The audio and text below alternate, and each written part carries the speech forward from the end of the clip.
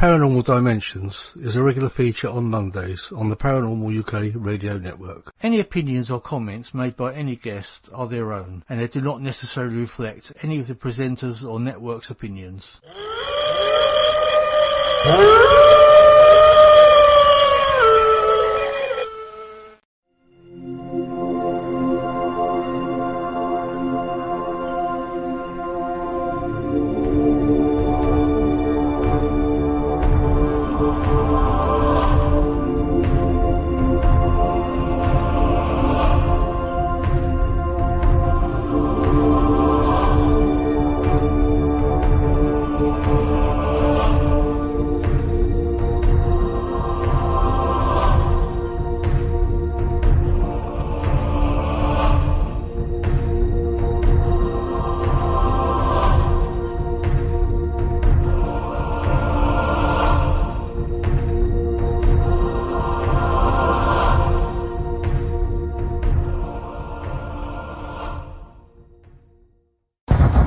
Good day to you.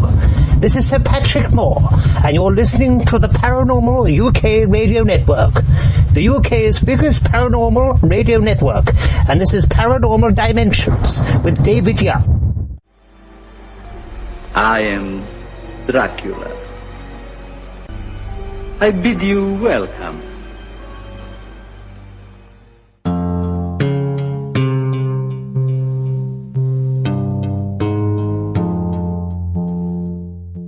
Hello and welcome to the show. Thank you for that introduction, Sir Patrick, and thank you, Count Dracula. Well, here in the UK, it's nice to be able to see a little bit of sunshine for a change. It was nice to be able to sit out and read, and then now I understand we're getting some more snow showers. That's the thing about the UK, you never know from one day to the next what it's going to do. Once again, thank you for the messages that have been coming in. At this point, I must make an apology about the little April Fool joke I played. If you don't know anything about it, then it doesn't matter to you. But anyone that does know about it, my apologies, and I'm sorry about that. Apart from that, thank you very much for any comments and messages that you've been sending in. If you'd like to get in touch with me anytime, as always, it's David Young 2QN at yahoo.co.uk. It's David Young 2QN at yahoo.co.uk. That's my email address, of course. Of course, don't forget on Facebook, there's a Paranormal Dimensions support page if you'd like to come and pay a visit if you haven't done already. Okay, today's show, I have another fantastic guest, Mr. Collin Skevington. He's a film producer, director, well, an all-round filmmaker. He's made a well-received film called The Lossin'. It's actually won a few prizes, a grand prize for fantasy at the Vortex Rhode Island Festival in the US is one of them. And there's also a Las Vegas award that he won. Anyway, I'm sure Colin's going to tell us all about the film and a few other things. I know Colin has a great interest in the paranormal and has some abilities of his own. So, I shall waste no more time. I shall welcome Mr. Collin Skevington to the show. Hello, Colin. Welcome to the show. Hello, David. Thanks for inviting me on. Really pleased to be on the show. I'm absolutely honoured to have you on. I'm going to talk a bit about your film. Yeah. In fact, I'd like you to talk more about it than me. What was it called? It's called The Lossin', and it's a 26-minute film, and the theme of the film really is about living your dreams before you die. So it's an intriguing story. It's spooky. It has a very spooky opening, but it becomes funny unexpectedly, and then has a very emotional turn really. So, and it's quite a tale that I think a lot of people have seen it. It's made them reflect on their own lives. So. It's got quite a grim picture. Like the banner, the what do you call it? Like the show poster. Yeah. Yes. Like of the Grim Reaper, which I'm sure people will see in the on the thing. It's what brought that? How did you get that idea?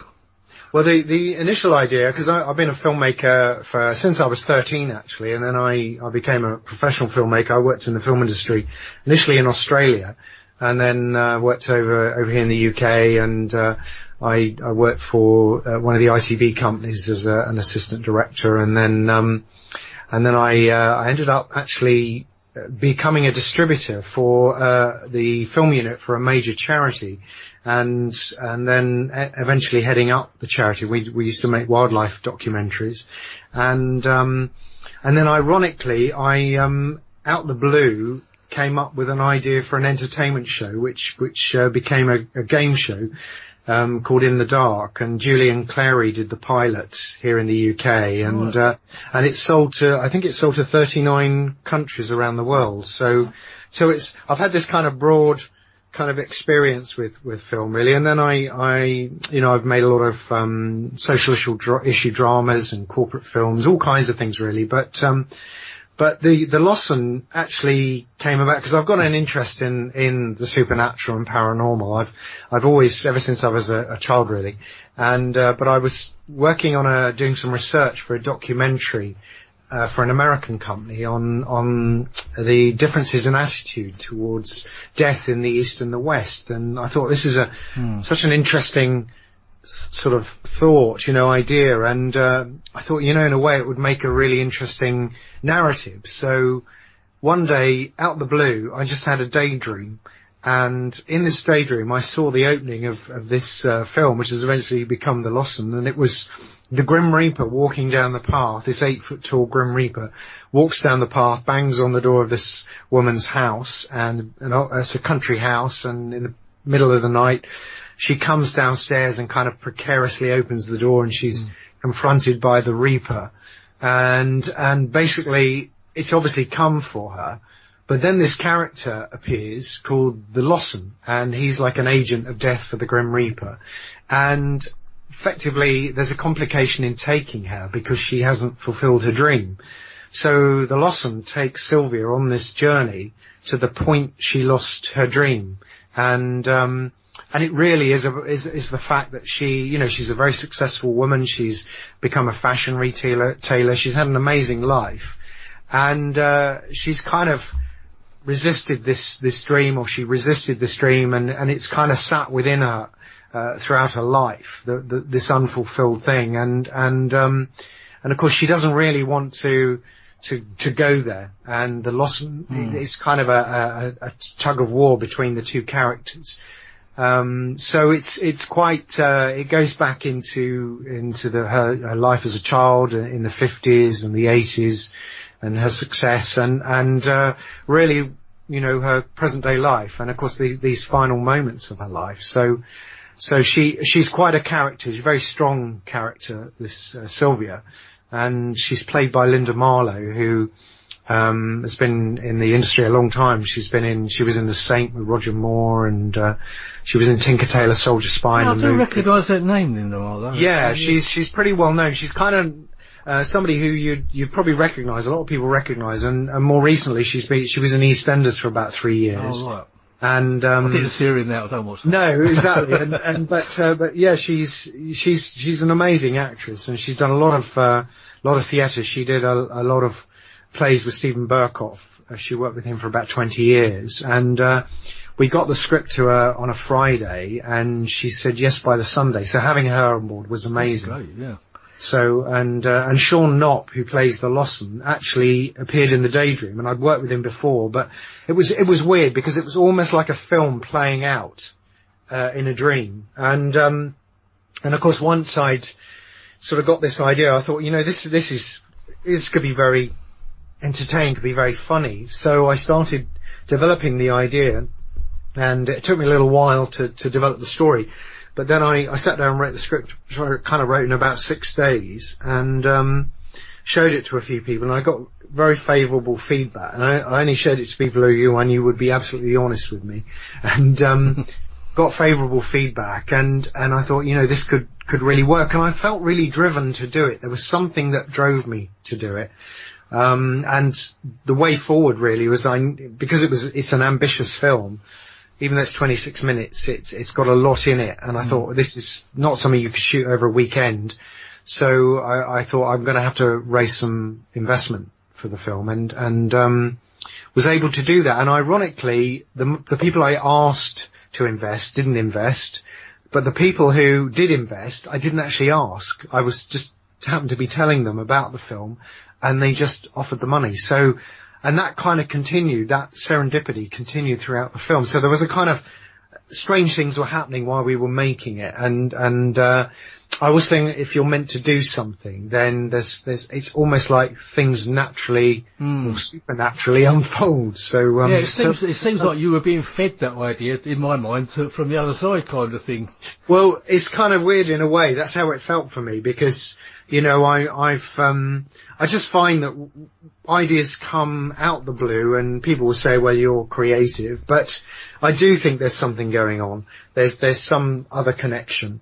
And I always feel, my grandmother was very psychic, and she'd always know who was coming to the house that day, or she, the phone would go and she knew who would be on the phone, and she had that insight. And I remember my mother was, I think they used to have seances in the house. Oh, right. My mother used to tell me, so there was and they also, my grandmother and her two sisters used to go to a spiritualist church. And their brother, who was older, was a lay preacher, and he really didn't like the idea of it. But they really wanted to go to the spiritualist church. So there's obviously something in the family, and for me, I just feel that life, you're meant. I think we all have a kind of destiny, and we have something that we're here to do, however big or small. And I think our role is to kind of honor ourselves, really, and actually listen to our inner self. There's so much distraction in the world, and our heads can get full up of all kinds of stuff, and I feel we should really be listening to our inner self. And that's really what I learned to do as a writer, because originally I never really sort of believed in myself as a writer. I never thought, I'm not, I had ideas, but I thought, I don't know if I can write, I'm not good at this. And eventually I kind of realized that I was doing it, and I started to get more confidence. But I found that as I cleared my emotional issues out, or my issues, I was able to be freer as a writer, and I trusted, and I did the Alexander technique for a while, which is, often when you mention it, people they all sit up straight because everybody thinks it's about posture, but really what it is about releasing deeper programs in your nervous system, and that frees you.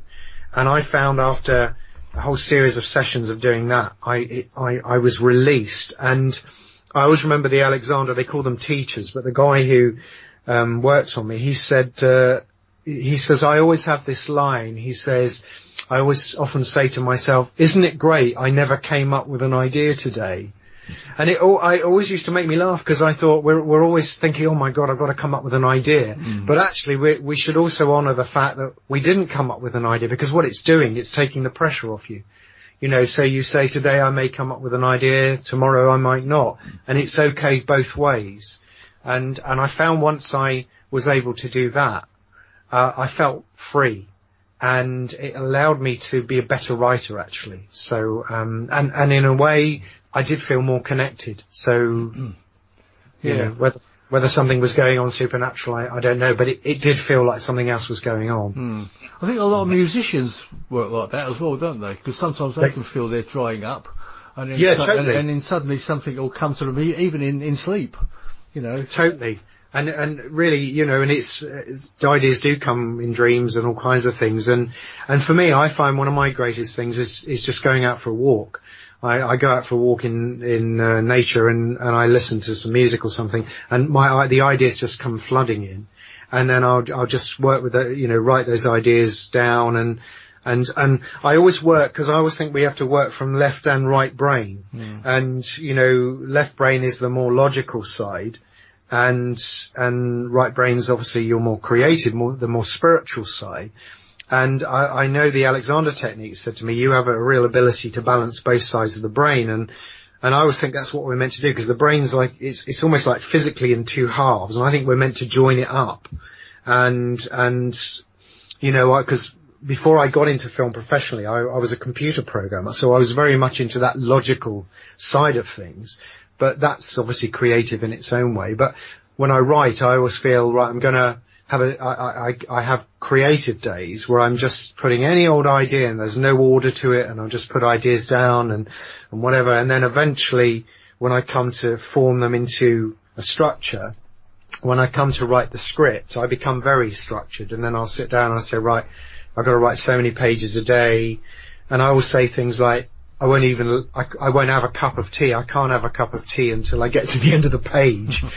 So it's like there's that kind of driven side, but then you've got to also have the freer side.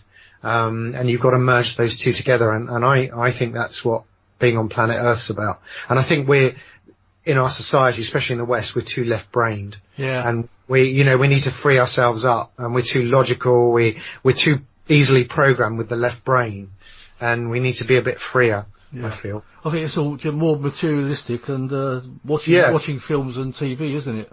It is really. Although we're talking about a film in this instance, but I'm not getting at your film. I'm talking about no, absolutely. I'm talking about things that in general, like the EastEnders, as you mentioned earlier. Absolutely, and the thing with film is that it's a great way of getting a message across, and of course with film you're using images, and of course you're driven by images with film, and of course they're much more powerful than just than words on their own, really, because you're getting images or ideas and things coming through that you're probably not realizing, because the Lawson is very multi-layered and there's a lot in it. And as most films really, a good film should have multi-layers. And of course they can do good things, films, and bad things. I think there's a lot of films out there that I think can disturb people on a deep level. And I always say to people, storytelling is really about a reflection of our journey here on planet Earth. It's a story is a spiritual thing for me. It's like, people used to sit around a campfire telling stories, and the whole idea of a story is so that the audience, whether it's somebody around the fire or sitting in a cinema, they're there to reflect on their own journey in life through the characters in the film. And they may have strong emotional reactions to those characters, but what I feel that's doing, you're reflecting on it and you're healing something out of you. So I think storytelling is actually very healing. And of course our major way of telling a story now is film. It is the biggest way of getting a story out nowadays. And I think there are people who make films who probably don't really know why they're telling a story. It's like, I think we should study more about storytelling and what it is on a cultural level and on a spiritual level. Yeah. I think it's very powerful. Yeah, I think you're right. I mean, people used to read books more, I think. I mean, I know people do still read books, but I think today we want instant gratification more or less, don't we? Yes. We want to be able to think, oh, watch that film, boom, that's that out of the way. Let's watch another film, boom, that's that out of the way. I think that's what is expected nowadays. It is. And it's like box sets. It's like you're sort of ticking them off, and then you watch series 1 and series 2. That's like all at one go. Yeah, that's what we do. Yeah, exactly. And it's kind of like you need time to kind of absorb things. It depends what it is. You want to cut the adverts out. Yes. Yeah. Exactly. And the thing with the Lawson is that it took us a long time to make the film because we were working on a low budget, and but I always had the idea that I would do 3, and I've written the next 2, and when I came to the end of the 3rd one, I thought, this could continue. So I'm actually currently writing the 4th, and we're going to have 6. Great. And the idea is to do it as a series. So we're going to look for a partner through streaming and see what the possibilities are and of taking it forward. And I think audiences, particularly with what's going on with the pandemic, I think, people have been stuck at home a lot of the time, and I from people I talk to and listening to others, I feel that, people are starting to look at life a bit differently. They're starting to look at what's important in life and what they're valuing in life. And I think all those things everyone's been used to, we've kind of not had those. So we've had to look elsewhere, for something new. And in a way, I kind of feel with the Lawson, it's all about timing. And we once we completed the film, it took a long time because there's a lot of visual effects in it. And, we entered a number of film festivals, and we were selected in quite a lot, and we won awards in America. But, we had great reception with the film in America, and the Americans are very open to the afterlife and other worlds. I think they're very much freer about talking about it. And I kind of feel in the UK we're a little bit, we don't want to talk about death so much. I think there's a lot of fear about death, and I think that's because we probably, because if you become too material, then you kind of look at yourself and you think, well, I'm in this body, I'm this person, and once this body dies, then is that the end of me? And of course the Lawson really going forward into the end of the film, which we can't say what happens because don't give it away. It's a big spoiler. And of course it's really saying, well, there is more to life than you think. And I know somebody watched the film and came out of one of our screenings at Cineworld and said to me, somebody very spiritual, and they said to me, you know, I came out thinking everything's okay, everything's going to be okay. And I've always believed that life does continue. So the Lawson as a story for me is really, you know, it really is about life continuing and life going on, and sort of asking those questions. And I was thinking earlier actually that anyone who's had children, I don't have children, but you know, I've got nieces and a nephew, and anyone who's been around children, there's a word that children use so often, and that's why. Why is this, and why is that, and why is this? And but as adults we tend to stop asking why. And I think a lot of people don't question things, and I think we need to be more questioning. And and I think the more material we become, the less spiritual obviously we become. And I think, you know, religion for a lot of people doesn't work anymore. And I always think, you know, where do people get their spiritual connection? You know, where do people, you know, where do they find a spiritual, you know, mentor or whatever? I think it's hard these days for a lot of people. Yeah, sure. I mean, I don't consider myself to be religious, but I do believe in spirit. And you like me, you have met quite a few people who really have proven to us that there is a life after death. You know, totally. I mean, you and I've got a couple of good friends who really do. I mean, we'll mention Philip Kinsella, for instance. Absolutely. He's a wonderful medium, or clairvoyant, shall we say, call him. Totally. And really, he's absolutely convinced of the afterlife, and he gives absolute evidence for it. So totally. And other scary things to do with aliens as well, which we may not go into. But yeah. Absolutely, I agree, and I think it's very easy for people to discount something, but I always say to people, have you actually been to a reputable psychic? And often, you know, they haven't. And I always say, well, you're not really qualified to actually enter a discussion about it until you've had an experience, because to me, spirituality is about experience. And if you haven't had the experience, I mean, I've been to several psychics over the years, and one in particular I've known for a long time is Sally Morgan, and I knew Sally way back from 94. And she said the most incredible things in readings to me. And you know, she said the first time I ever went to her, she said, I've got a woman in spirit who's connected to your father. Could this be your mother? And I said, possibly, because she passed. And she said, who's Marjorie? And I said, well, that's her best friend. And she said, well, she's with her. And these are immediate things. And then she said, did he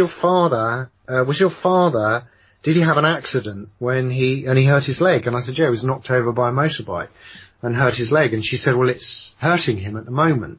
And she said, you need to talk to him about it. And it was when I spoke to him. But the thing is, people would say, you know, nowadays people say, oh, they'll just look on the internet. And of course in 94, there was absolutely nothing around where they could have easily checked that. And for her to say these things immediately. And, you know, she, one thing she said to me was, I'd had a business dealing that I had a lot of difficulty with, and she said that this is going to come to an end and there'll be an agreement. And she said it will end in September, and she told me a sum of money that would be coming to me for this business deal. And then she said, and there's a name on a check. And she said, it's either a lawyer or a name on a check. And I said, well, what's the name? And she actually told me the name. She said, it's Lewis. And I said, well, I don't know anyone called Lewis. And she said, well, this was in April. I think it was 1997. And she said it will end in September. So September came, nothing happened. So it went 98, 99, 2000. September 2001, we actually came to a deal. And it was exactly the sum of money, she said. And I had to go to a firm of accountants in London and sign my shares over in this company as part of the deal. And I knew nothing of who was going to buy me out. And I turned the page to sign, and the name was Lewis. Wow. And it was incredible. And of course, I was going to get a banker's draft for the payment. So I thought, well, the name's not going to be on a check. And then 3 days before we were due to get the banker's draft, they phoned my lawyer and said, we can't get the banker's draft in time for the next meeting. Will you accept a check? So I actually got a check with the name Lewis on it, exactly as she said. Crikey. 3.5 years earlier. Yeah. 4 years. I bet you'd almost forgotten about it by then, hadn't you? Well, absolutely. And in fact, I kind of recalled it, that this was going on, and she'd recorded it on a tape, and I'd listened to it.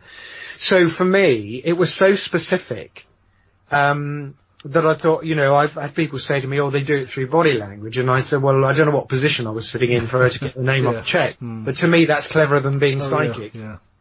And the story for me is, what I'd say to people is, don't discount this stuff too easily. And of course there are people out there who say, there are frauds out there. And and I always say there's bad builders, there's good builders and bad builders.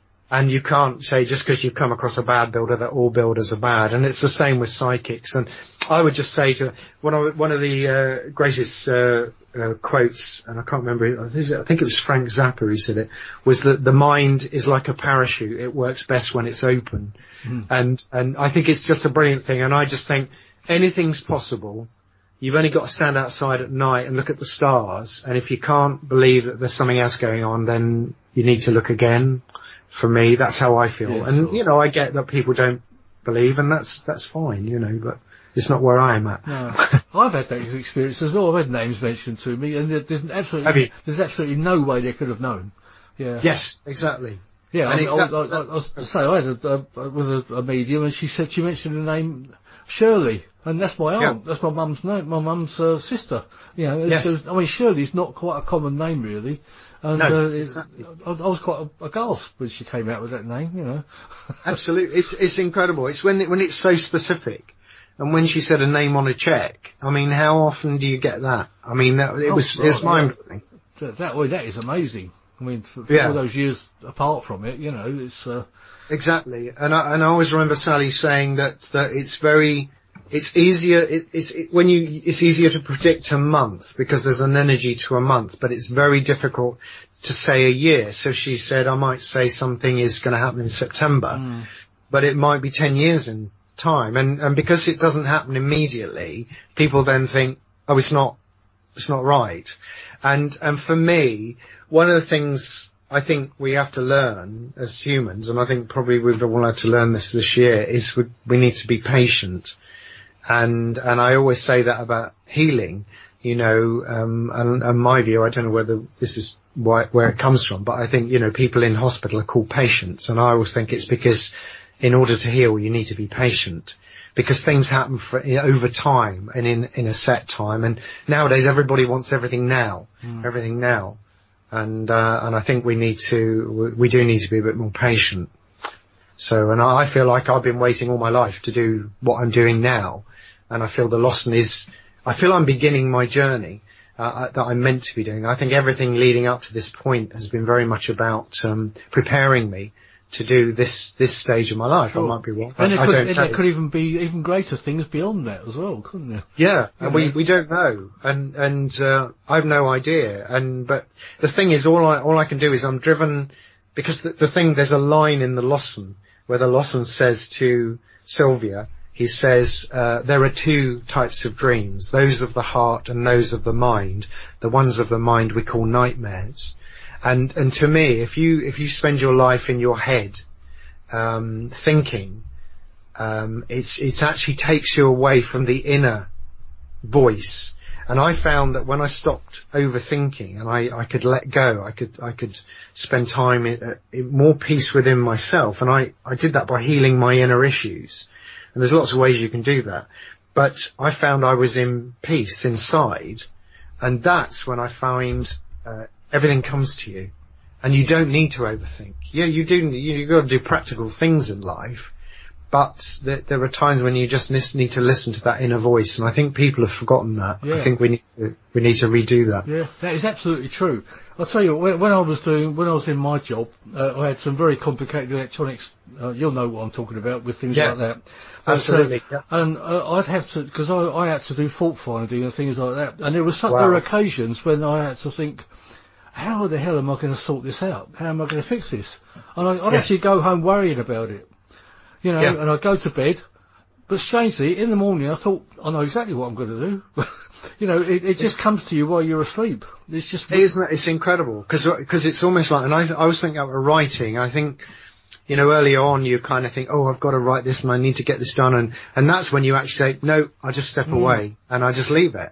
And, because it's not working, and I think we can be more productive by stepping away.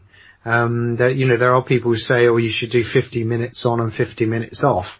And, I always find that sometimes when I need to get on and do something, I can work long periods. Yeah. But then when you're not a machine, no, you can't just switch. You're not a machine. You can't just switch yourself on and off. No. Absolutely.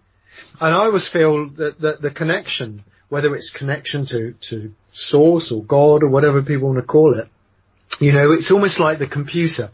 If you go on the internet, you're going on there to look for information, and we have no idea in what country that information is stored on a server. So it's out there somewhere. It's not actually on my computer, but it's drawn into my computer, and then I look at it, and then basically it sort of gets sent away again because I'm not looking at it anymore. Yeah.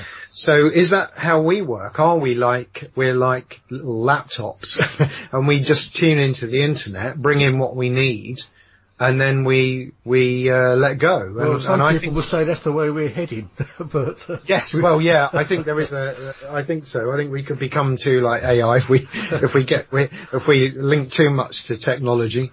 But I feel we're almost like we're biological computers ourselves in a way, and we can connect and tune in, and I feel instinctively we just know.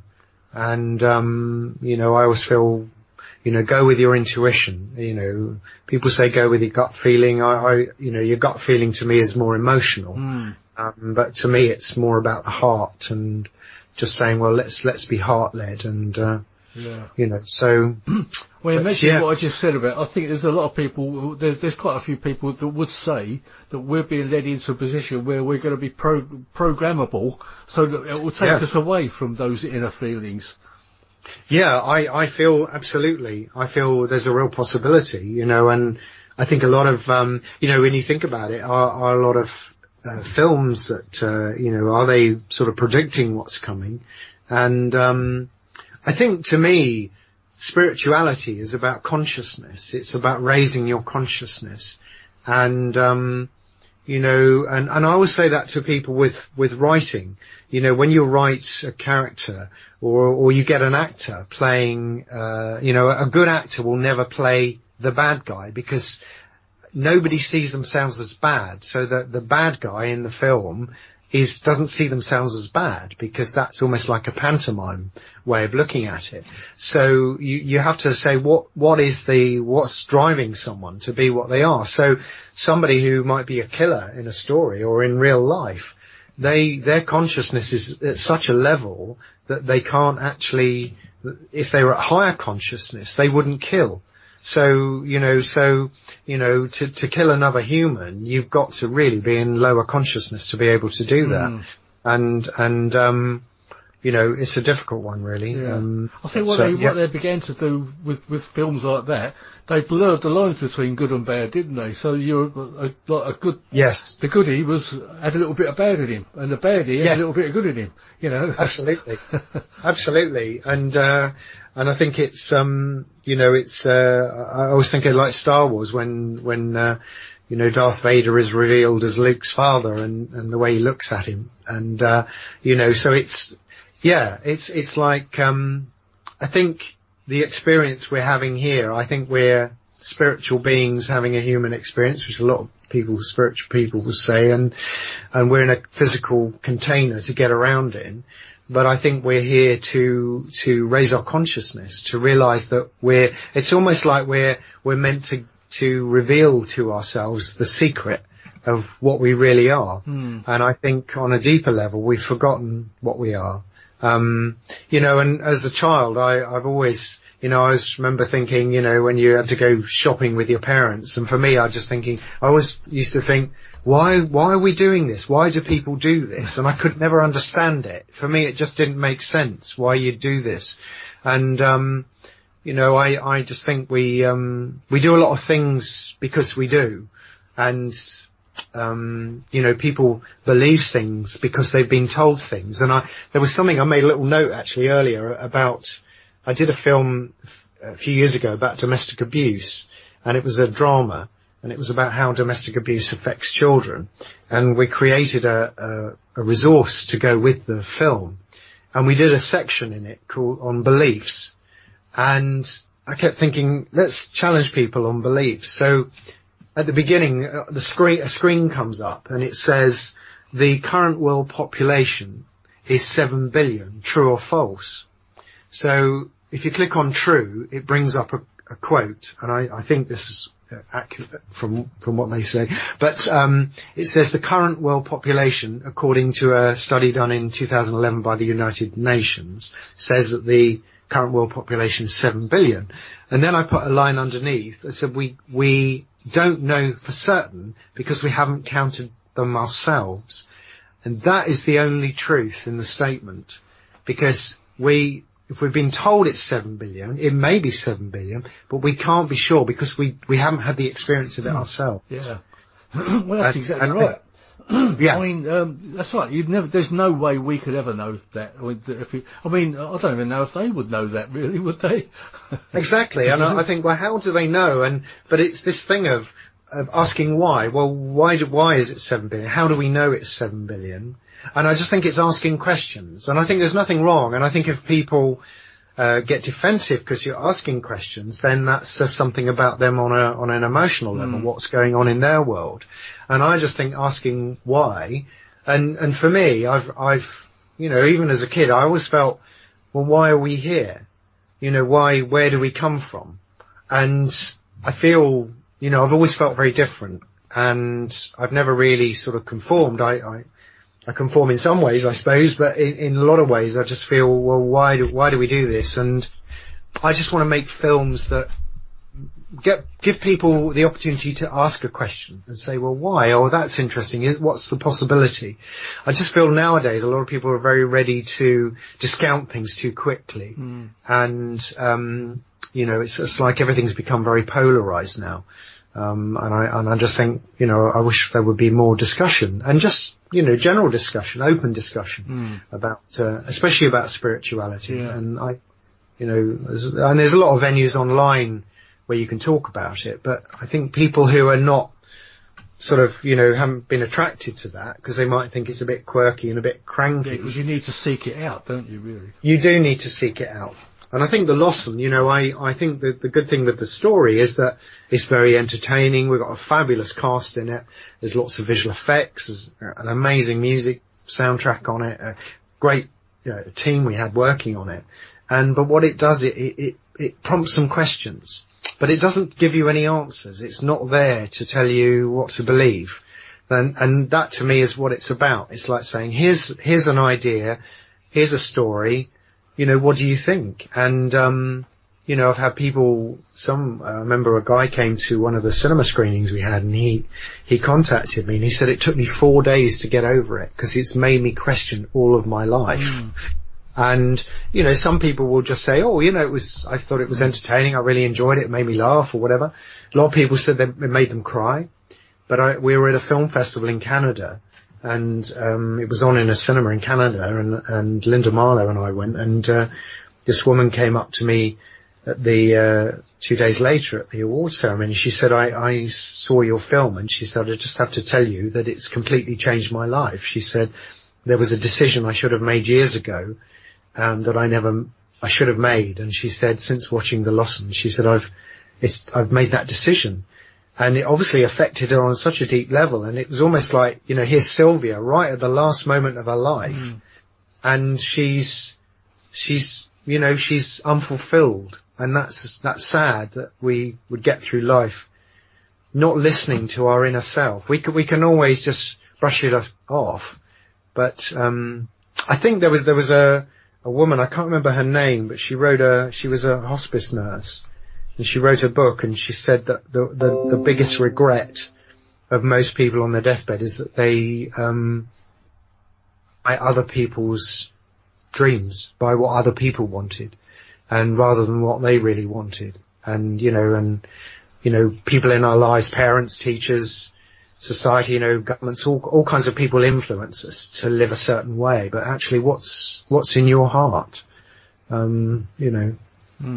think that's tough. It is tough. It's not easy, and it's not always easy to find that. No. You know, not everybody can find that. But I'd love to think that more people can start to find it. Yeah. You know, I think there is change going on. I think there's change going on. I think it's amazing that even just one person coming up to you and saying that, it must make it feel like everything's worthwhile. Just that one person, because you know there must be lots more people thinking the same thing. Absolutely. What was incredible is that she must have recognised it because we did a Q&A in the cinema. And the fact that she found, you know, she sought me out sort of thing and came up to me.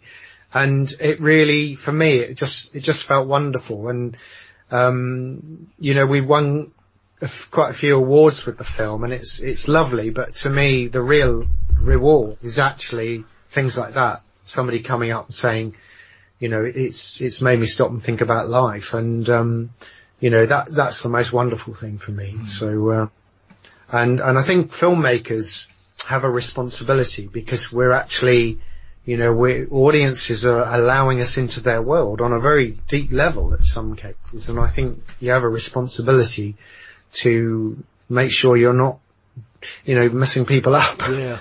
And I think television does do a lot of that because, I think there's a lot of stuff that goes on that affects people without them realising it. I agree. And, are there another series of showings coming? Am I right?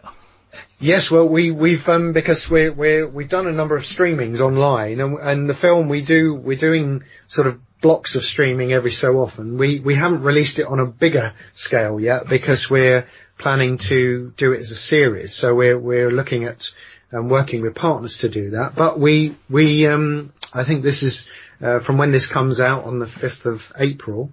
It will be online, so people can watch it for free at www.thelosson.com. And it's thelosson.com, so people can click on that. There's lots on the website. There's lots of interviews behind the scene. We've just made a series of behind the scenes videos, so you can see how the film was made. And we've got a lot of social media there, so people can they can join us on YouTube and subscribe to our YouTube channel, The Losson. And also we're on Facebook, Twitter and Instagram. So we're doing an exclusive streaming of the film through April, so people will get a chance to watch it, and it would be lovely to get some feedback if anybody's watched it and would like to get in touch. Well, I'll put this link out on my Paranormal Dimensions page anyway, Colin. Lovely, thanks. And hopefully David. We'll get some more feedback. That would be amazing, and it'll be lovely, and it'd be great to. We've got trailers on there, so if people want to watch the trailers. And it's an unusual film because it's spooky, funny and emotional. And it's one of those stories that because it's 26 minutes, we can't give away too much in a trailer because it's going to spoil the film. And but if somebody's a little bit spooked by seeing the Reaper, I would just say, just look through your fingers, because, you know, it won't freak you out. I think I think a lot of people, once they get to a certain point after it, they think, oh, and something else kicks in, which takes it to a different level. So yeah, it makes me think that there's a few old classic series that were just in the half-hour section, but they gave some really good stories, didn't they? Things like the Outer Limits and the Twilight Zone. I think they were just half-hour runners, weren't they? Totally. And the great thing nowadays is that, you know, particularly with streaming on Netflix and Amazon Prime and those kinds of streamers, that the length of a film is not so much of an issue as it used to be, because obviously on television you have to conform to a particular length. And, you know, a lot of series that are on, you know, there might be 40 minutes, there might be 30 minutes, or, you know, and I think the length can change. And but there was a series I was going to mention that is on Netflix at the moment. I don't know if people have seen it. It's called Surviving Death. Yes, I've seen a couple of those. Have you seen it? Yeah, really interesting. Very in-depth shows, but yeah. Totally. And I would highly recommend it. There's 6 episodes on Netflix. And the first one, I think it sort of looks at near-death experiences, and there's a doctor talking about it. But the one for me is the last one, which is about past lives. Right. And to me, it's absolutely mind-blowing. And it's about children who have recounted stories that they, you know, like they've had experiences that they would never have had. Because I think one boy is only 3, and he even got a name of it, and they researched it, and they found it to be. Isn't it fascinating? And when I've read books with all that, it just blows your mind, doesn't it? It does blow your mind, and I would say, you know, just be open-minded about it, and you know, the other world is, you know, for some people they're freaked by the idea of something supernatural, and some people just think it's crazy. And it's silly, but I would say, you know, everything's worth a little bit of exploration. And there's a little story I'll tell you, and that if we've got enough time. My friend of mine, I'd been to see Sally Morgan for a reading, and it was way back. And a friend of mine, she was interested in it, and her husband said, you know, I'm a 2 + 2 = 4 person. And he said, but I'm open, you know, I'm open to the idea. And he said, and I remember saying to him, if you're meant to see her, you'll get a sign. And it was almost like it just came out of my mouth. And I thought, why did I say that? Because I've never said that before. Anyway, he used to go out running, and he said, I was running around a park, and he said, I felt that, I was thinking about Sally, and I was thinking, why would I want to go and see Sally Morgan? Why would I want to go and see her? And he said, I was running. And he said, anyway, he said, I got to a point where I was out of breath and I had to stop. And he said, I was leaning over, looking down at the ground. And he said, I was standing just by a manhole cover. And he said, the most incredible thing is in the cement where they'd obviously cemented round it, somebody, obviously when it was wet, had written a word on there, and it was Sally. Somebody had put their name, Sally, in the concrete. And he said, it was just at the time I was thinking, why would I go and see her? And he said, I've been thinking about it running around the park. And he said, from that moment, I knew I had to go and see her. And he did. And I understand he had the most, he said he had the most amazing experience. So, you know, it's kind of like we live in a world where there's a lot of messages, but because we're in a busy world, we don't always see them. And it's paying attention to them, because they can be quite subtle. That's a word I learnt off the Police, you know, the rock band many years ago. Synchronicity. Yes, yeah.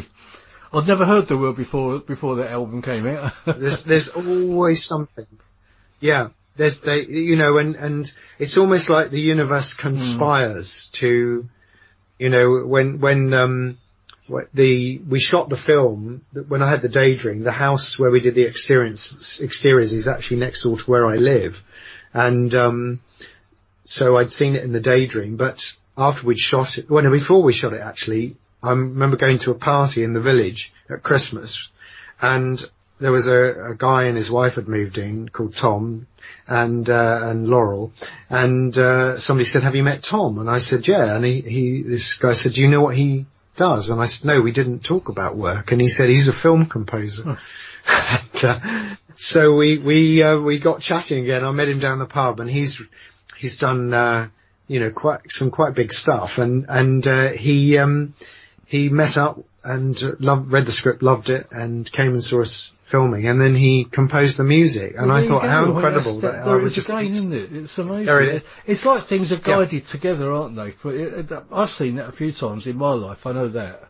When I've been brought to to meet other people, and it just seems to it just seems to come at the right time. That's all I can put it down to, as well. It does, and again, it's like when you look back and you see how you've met people or things have happened, and it's like everything leads to where you're meant to be going, but because we're in the material world, we can get impatient, and especially nowadays, as we said earlier, everybody wants everything now, and of course, sometimes there's that old line, isn't it? Good things come to those who wait. Yes, exactly, absolutely, yeah, very much so, and I think you've got to, you just have to play it out, I think, and I always think, that really there's that line is it's not the destination, it's the journey. And, for me, it's wonderful to share the film and to see, to be with an audience. That's the key thing, of course.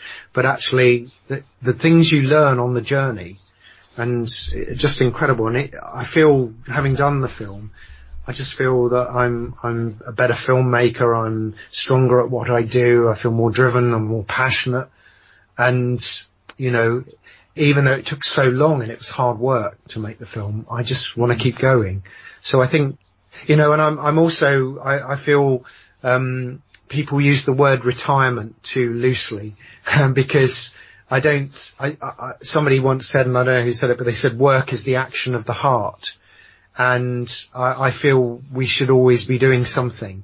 And the idea of retiring is, I think a lot of people say retire because really they hate their job and they want to just stop doing it. But I think you've got to do something in life, and you've got to add value to life, not just for yourself, but to others around you and to our society. I think we have to add something to what in society. And as we know, I mean, most of the big directors, they keep going until they drop, don't they? Really, we've got.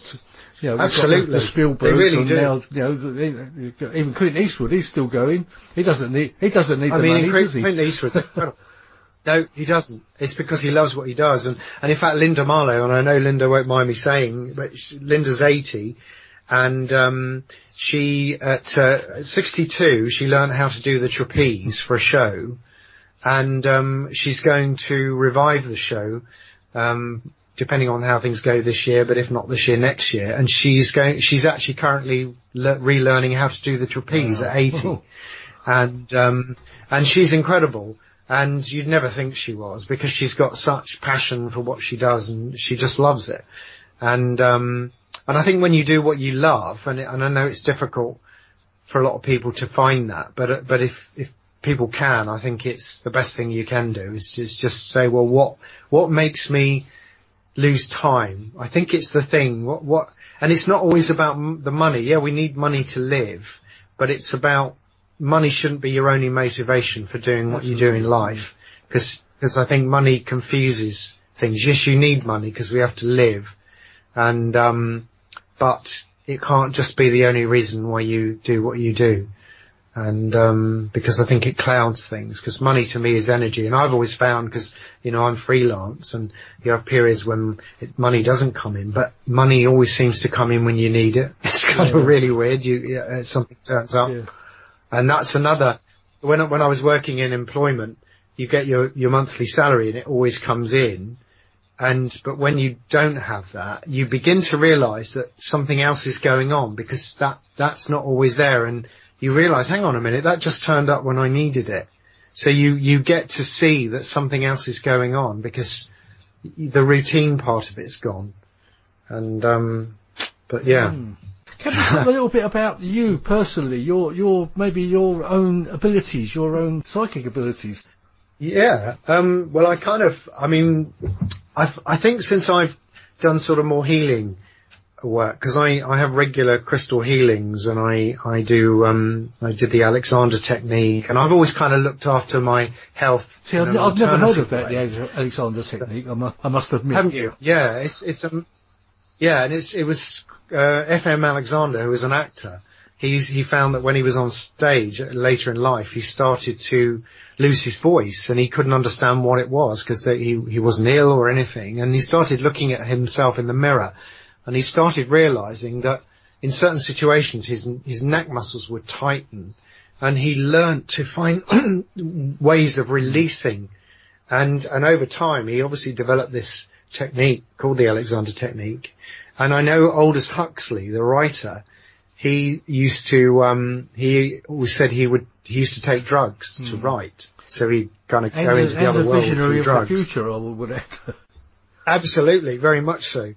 And he did the Alexander technique, and F.M. Alexander did it with him, and he said that you've got to commit to it for 30 days, every morning for 30 days, and he did.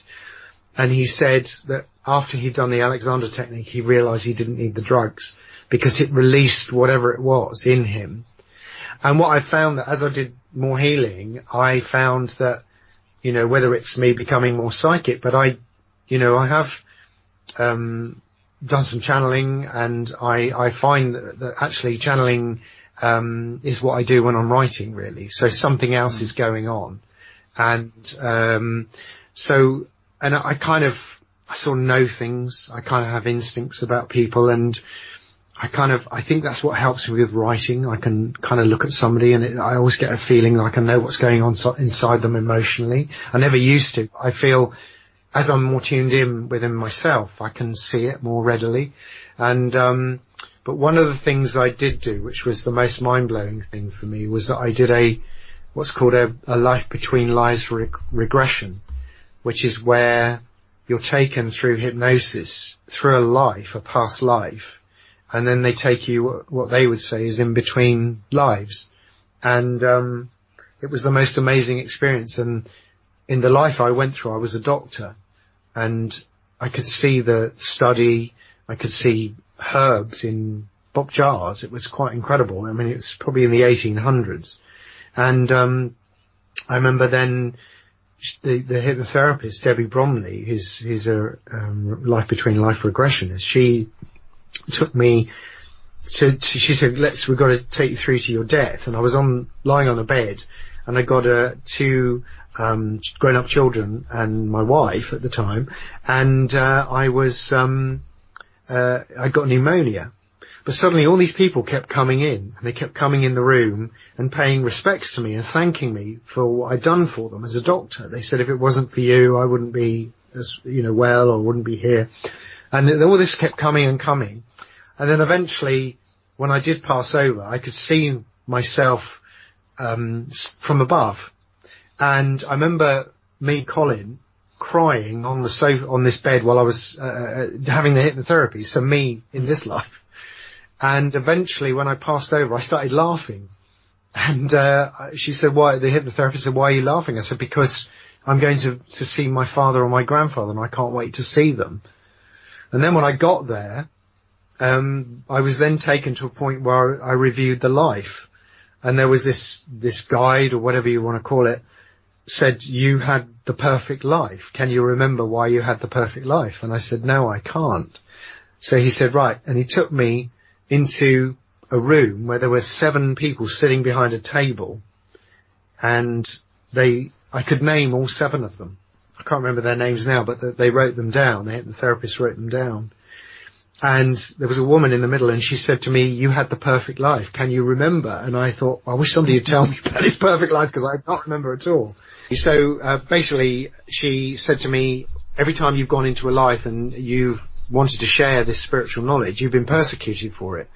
And she said, "So we gave you a life where you could share the knowledge without anything happening to you. And the key moment in the life was all the people coming in at the end saying thank you, and you realizing the effect of you sharing the knowledge. And, which was the most incredible thing for me. And then she said, they said, right, we're going to skip you forward now to becoming Colin. And they said, the hypnotherapist said, Debbie said, how do you become Colin then? I said, well, I've got 4 choices. And I said, and you bring it up, you try the energy on like a suit. I mean, people say this sounds absolutely crazy, but this is how it felt. And she said, so how do you choose Colin? I said, well, I've whittled it down to 2. One's a male and one's a female. And I said, but in the end, I've decided to be male because I need a male voice vibration to be able to share the knowledge, because it will be heard better even in the time I'm going into than a female voice. And, I said, there's 2 things that I want. One is that I want to be physically protected, and the other thing is I want to be in and out. And, but I had a palm reader said, you're going to have a very long life because you've got a lot of work to do. And for me, I think that perhaps I'm a messenger in this life, and I'm here to share messages, whatever they are, through film. And that's what I love doing. And I love making films. I love entertaining people. But to have that experience through hypnotherapy, some people might say it's a bit crazy and, it's a bit nutty. But again, I would say, well, go and experience it. If, the only way to do it is to experience it. And, Debbie actually trained with Michael Newton, who was very famous for it. And he had he was a clinical hypnotherapist, and he had a client who just suddenly regressed. And he never believed in past lives, absolutely didn't believe in it. And he started to then look into it, and they started to research what people were talking about, and they found a lot of the stuff to be very accurate. So he then spent the big chunk of his life then researching past lives, and then developing this idea that we go to somewhere in between lives. The other thing I meant to say was that when the guide was reviewing the life with me, I had the most incredible smell during the hypnotherapy session of orange blossom.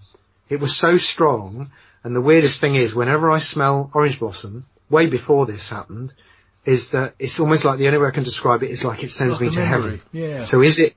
Yeah, and it's like a memory, exactly, David, of is that heaven, going back to that other world? I don't know, but it was an amazing experience, and I would encourage people to have experiences. But again, if you're meant to find someone, just put it out there and they'll turn up. You'll meet someone who'll say, oh, here's somebody you could go to.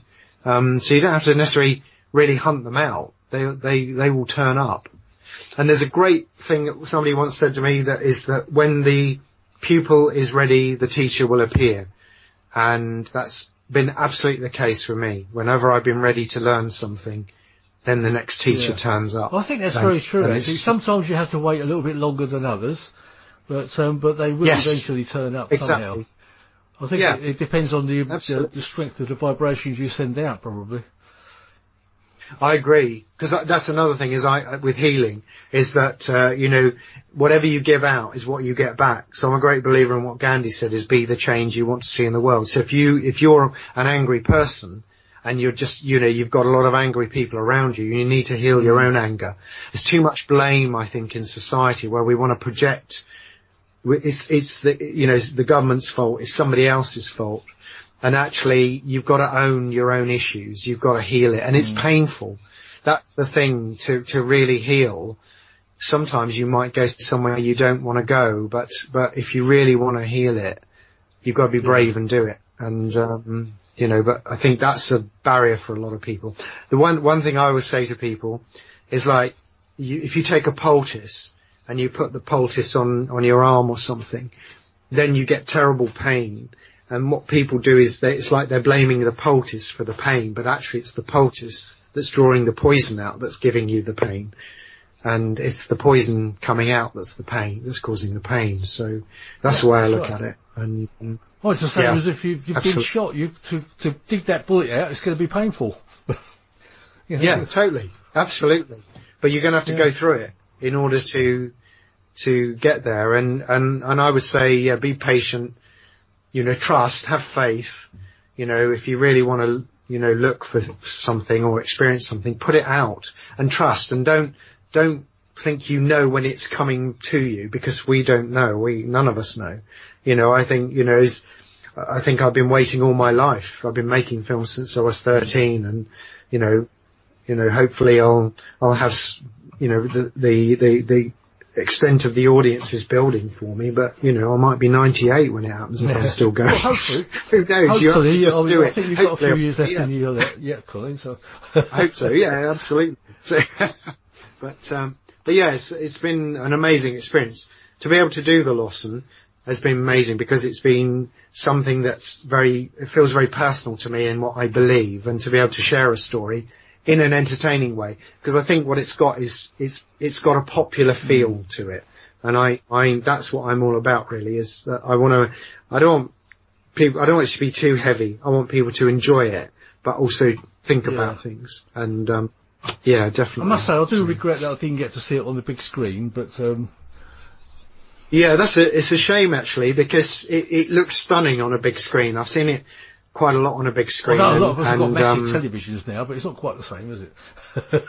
No, it's not the same. It's amazing. We did a screening. Molinaire is a company that did the colour grade of the film, and they were amazing. They did The Crown, and they did The Killing Eve. They've done some really big stuff, and we did a screening at their screening theatre, and it just looked mind-blowing on it. And you see so much more detail in it, because it was shot at very high quality.